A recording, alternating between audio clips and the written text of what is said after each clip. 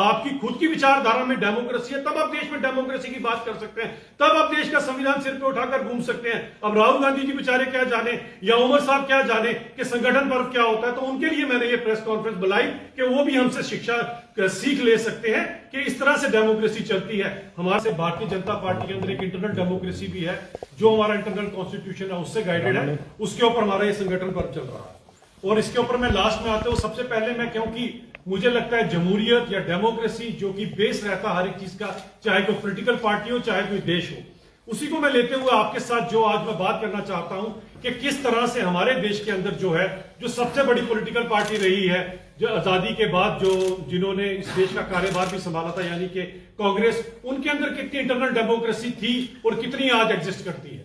और इस चीजों के ऊपर मैं आपको थोड़ा इतिहास में लेना चाहूंगा कि अगर आपको याद होगा 1947 से में जब देश आजाद हुआ, उससे पहले जो कांग्रेस वर्किंग कमेटी की जो अधिवेशन हुआ था, जिसमें 13 मेंबर्स ने वोट डाला था, उसमें से 12 मेंबर का जो वोट था वो सरदार वल्लभ भाई पटेल जी के फेवर में था और केवल एकमात्र वोट नेहरू जी की फेवर में था।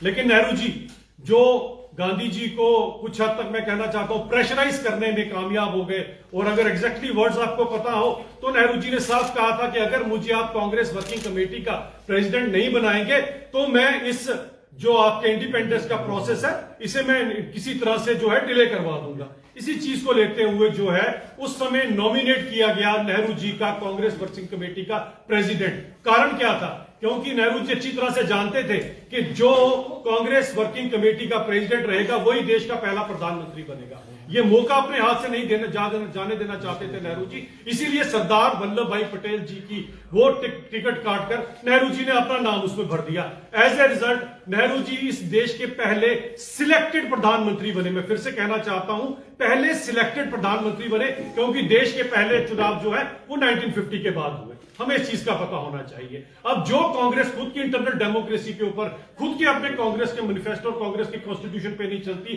उनके राहुल गांधी जब देश अपने सिर के ऊपर देश का संविधान लेकर घूमते हैं, तो कम से कम अपना इतिहास राहुल गांधी जी को देख लेना चाहिए कि आपकी शुरुआत ही किसी तरह से भी किसी कॉन्स्टिट्यूशन को लेकर नहीं हुई, किसी डेमोक्रेसी को लेकर नहीं हुई।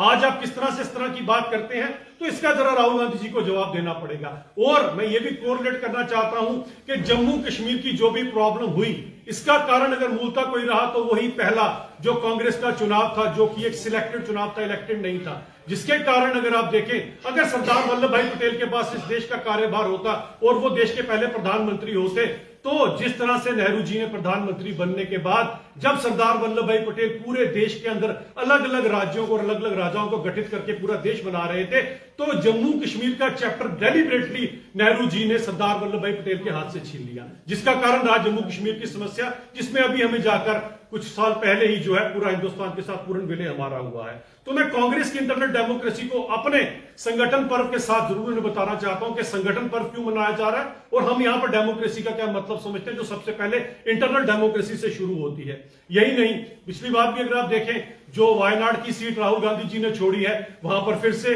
दीदी जी को मौका दिया गया, जबकि किसी और को भी मौका दिया जा सकता था, लेकिन परिवारवाद में चलते हुए जो सो कॉल्ड भारत के देश के संविधान को डेमोक्रेसी की बात करते हैं, वहां से उन्होंने दीदी जी को मौका दिया।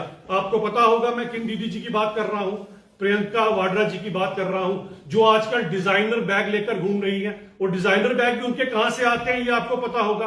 अब दुर्भाग्य ये है कि उनका डिजाइनर बैग है, उसमें कभी बांग्लादेश का कोई बैग नहीं आता, ना ही कभी जो हमारे यहां पर कश्मीरी हिंदुओं का जो नरसंहार हुआ था, ना कभी उसके ऊपर कोई डिजाइनर बैग उनका नजर आता है, ना ही 84 के दंगों के ऊपर जो हमारे सिख भाइयों के साथ जो जुल्म सितम किया गया था, ना उसका कोई डिजाइनर बैग उन पर नजर आता है, ना ही पाकिस्तान में 23% की माइनॉरिटी जो आज मात्र 2.3% रह गई है, ना उसके ऊपर कहीं पे भी प्रियंका दीदी जी के कांधे पर वो डिजाइनर बैग नजर आता है। क्योंकि डेमोक्रेसी में इनका कितना यकीन आप यहां से पता लगा सकते हैं।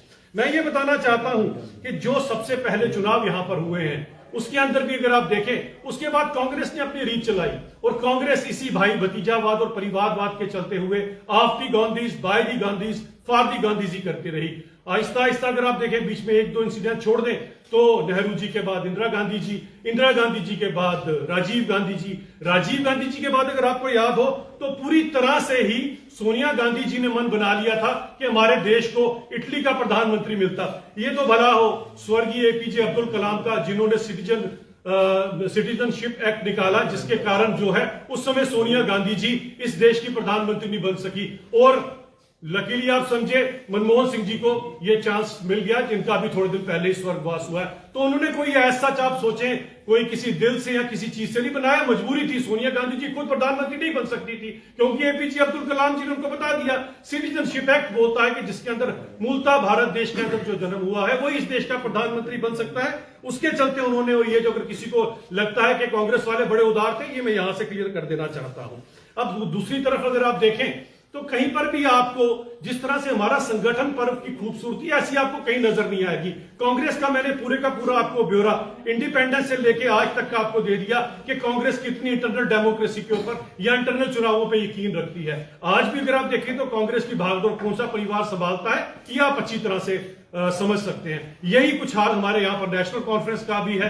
नेशनल कॉन्फ्रेंस भी अगर आप देखें तो शेख साहब के समय से शुरू हुआ, उसके बाद फारूक साहब, उसके बाद अब उमर साहब, उसके बाद अब नए वाले साहब। खैर हर एक की अपनी एक इच्छा होती है।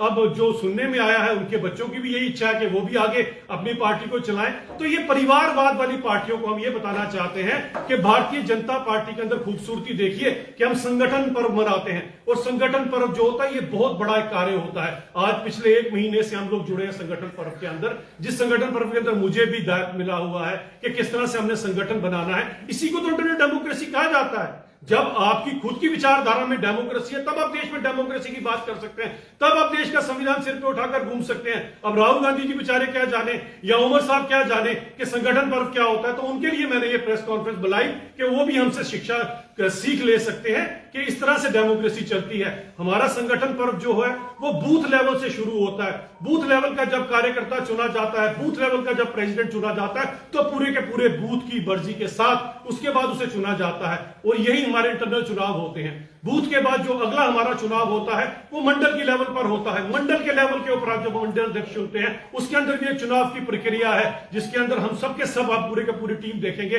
तो जम्मू कश्मीर में लगी है मंडल प्रधान के लिए। उसके बाद हमारे जो स्टेट या यूटी के प्रेसिडेंट बनाए जाते हैं उसके लिए भी इसी तरह की प्रक्रिया को फॉलो किया जाता है। और यही प्रक्रिया बूथ लेवल से शुरू होकर हमारे देश के जब राष्ट्रीय अध्यक्ष चुने जाते हैं उसके अंदर फॉलो की जाती है। ये खूबसूरती केवल और केवल आपको भारतीय जनता पार्टी में नजर आएगी। इन पॉलिटिकल पार्टीज में आपको कहीं नजर नहीं आएगी जो भाई भतीजावाद के चलते चलती हैं। जब इस तरह की भाई भतीजावाद की पार्टियां चलती हैं तो फिर ये एक आंख से देखते हैं, जिस तरह से आजकल उमर सरकार एक आंख से देख रही है। अगर आप पिछले दिनों देखें चिल्ले कलान चल रहा है, चिल्ले कलान की जो सर्दी है वो पुंछ रजौरी के इलाकों में भी आती है। उमर साहब डोडा भद्रवाह किश्तवाड़ में भी आती है, बनिहाल रामबन में तो आप ही के नुमाइंदे हैं। उमर साहब वहां पर रहे, गुलमर्ग में गए, वो वहां पर जो है बर्फबारी का मजा लेने के लिए, लेकिन इन इलाकों की सुध बुध नहीं ली। जबकि रजौरी पुंछ से भी काफी वोट मिले और यहां से भी उनको मिले हैं। अब ये क्योंकि आप अगर मूलतः अगर आप डेमोक्रेसी में यकीन करते तो आप दोनों आंखों से बराबर देखते, लेकिन आप एक ही तरफ से तभी देखते क्योंकि आपका जो बेसिक है वो क्लियर नहीं है। तो मैं इन परिवारवाद वाली पार्टियों को, भले वो कांग्रेस है भले वो नेशनल कॉन्फ्रेंस है, इन सबको मैं बताना चाहता हूं कि जरा डेमोक्रेसी का मतलब समझिए और हमारे संगठन पर्व को अच्छी तरह से समझिए।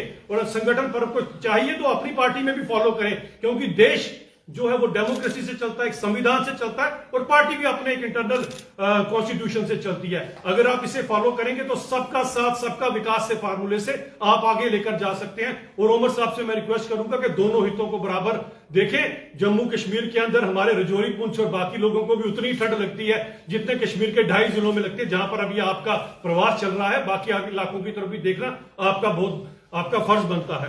तो इसीलिए मैं संगठन पर्व की आप सबको भी शुभकामनाएं देता हूं। बहुत जल्दी इस संगठन पर्व के चलते हमारी पूरी की पूरी पार्टी की जो ऑर्गेनाइजेशन है उसका स्ट्रक्चर कंप्लीट होगा और हमारे पास नया राष्ट्रीय अध्यक्ष भी होंगे हमारे पास। यहाँ पर जो प्रियंका गांधी ने पार्लियामेंट में एक सवाल किया था